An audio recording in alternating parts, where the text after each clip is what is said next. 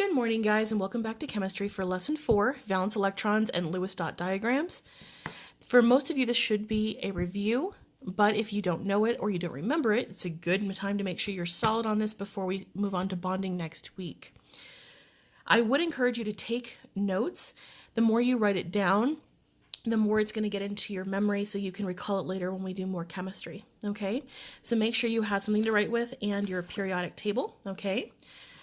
All right, so what are valence electrons? Valence electrons are the outermost electrons in atoms. All right, the outermost electrons are the only ones that are involved in bonding, which is what we're working up towards.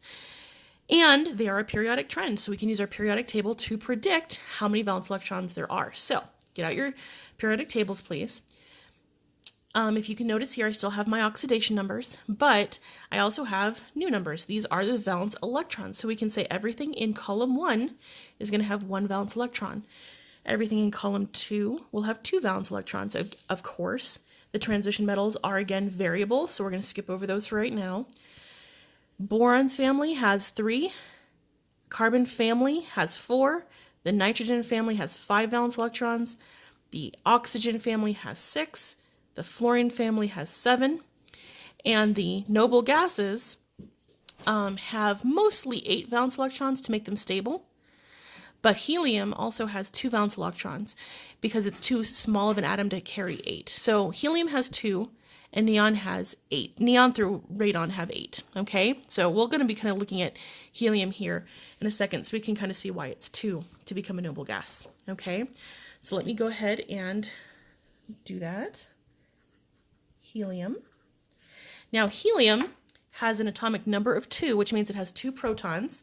The mass is 4, so 2 protons, 2 neutrons, approximately, barring any isotopes. And it has 2 electrons to make this electrically neutral. So let me go ahead and draw that to kind of refresh your memory. Okay, my protons I'm going to be using, I'm going to draw with red. Okay, so we have two protons, okay, and we have 2 neutrons, and these are in the nucleus, okay. And now I'm going to be using blue to draw our electrons. Now, I hesitate to draw energy levels with a circle, but for simplicity's sake, that's what we'll do. So the first energy level can only hold 2 valence electrons. That's it. So we take helium's 2 valence electrons, and I'm going to draw one here, and it's a negative charge, and I'm going to draw one here with a negative charge. And they're as far apart as possible because they have the same charge. Remember, like charges repel. Okay, so they're going to be as far apart as possible. So there's our basic helium atom. Okay, so the total number of valence electrons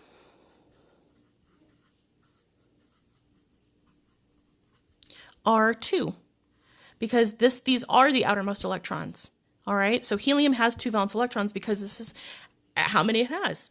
And it's also stable because the first energy level can only hold 2, which is why helium, even though it only has 2 valence electrons, it's still with the noble gases, all right, because it's still technically stable. Okay, so let's do another one. We're going to do oxygen now. It has a number of 8, so 8 protons. It has a rounded mass of 16, so that means that it has 8 protons and 8 neutrons. And to make this electrically neutral, it has 8 electrons. So let's go ahead and draw oxygen.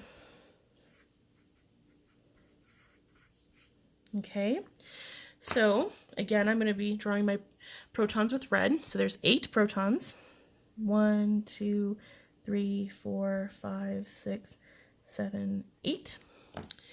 And there are approximately 8 neutrons. So I'm going to draw that in purple.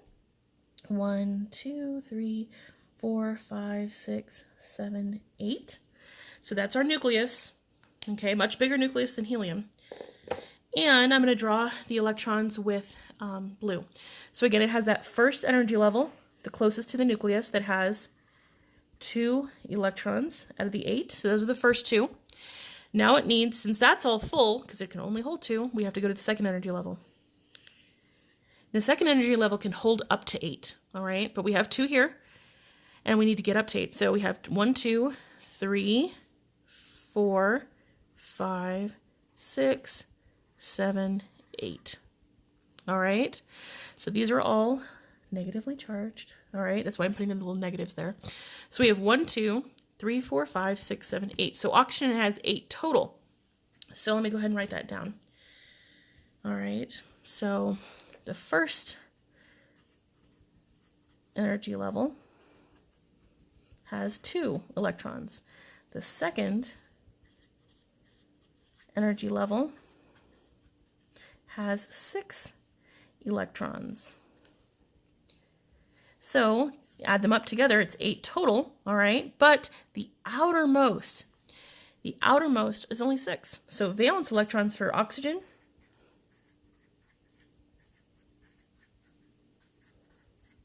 is 6, because the only electrons involved in bonding for oxygen are the outermost. So 1, 2, 3, 4, 5, 6. These inner electrons don't do much in terms of bonding, okay? So the total is 8, but the valence electrons is 6. And if we look at the periodic table, it's exactly what I had told you. Oxygen has 6 valence electrons, okay? So I'm just kind of showing you where we get the valence electrons for this. And we're going to move on now to the Lewis dot diagrams.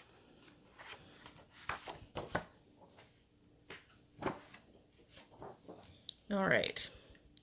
As you might have suspected, a scientist named Lewis is the one who came up with this.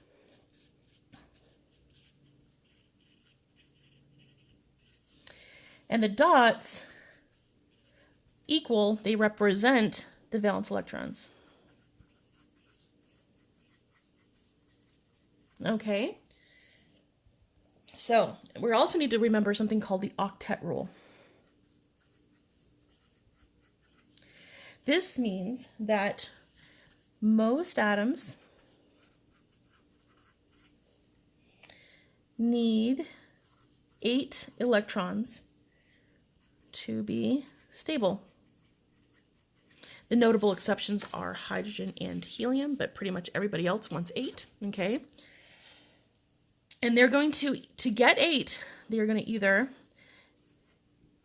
give up electrons, or they're going to take electrons, or they're going to share electrons, okay? And this is bonding that we're going to get to next week, okay? But we need to remember 8. 8 is where we want to be, so the 8's stable, okay? Now getting back to Lewis dot diagrams, I'm going to show you a very generic way of doing this, so that way you can kind of reference it, and I would like you to use this when you're showing your work, okay? So let's go. This X is going to represent the chemical symbol. What are chemical symbols? These guys. So Li for lithium, K for potassium, Ca for calcium. Those are the chemical symbols. Okay, so you're going to put that in the center. And then you're going to imagine this little like box around the chemical symbol. And this is just so you guys can visualize the box. And you're going to be putting 2 electrons on each side, 2, 4, 6, 8, right? So that's the octet where we're looking at. And the numbers I'm going to put here are where you should place the dots in order. Now this is good for an introduction, and we'll modify it as we go on. But for right now, please use this pattern, okay?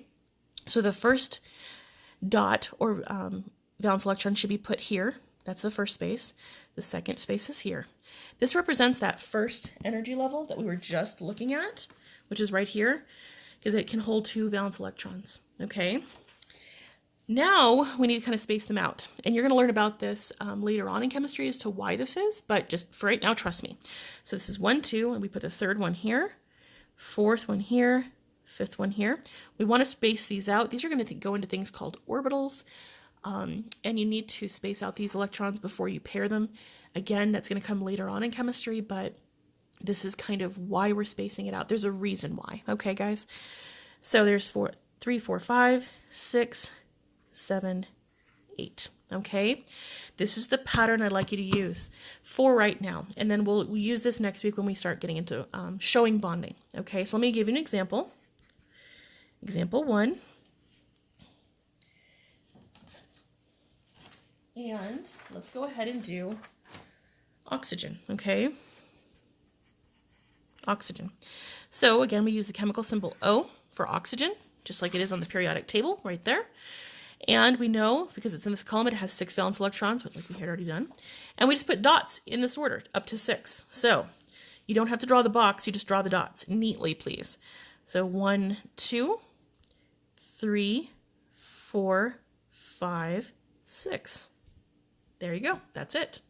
You can see you have 2 pairs and 2 lone electrons. That's going to be important next week for bonding.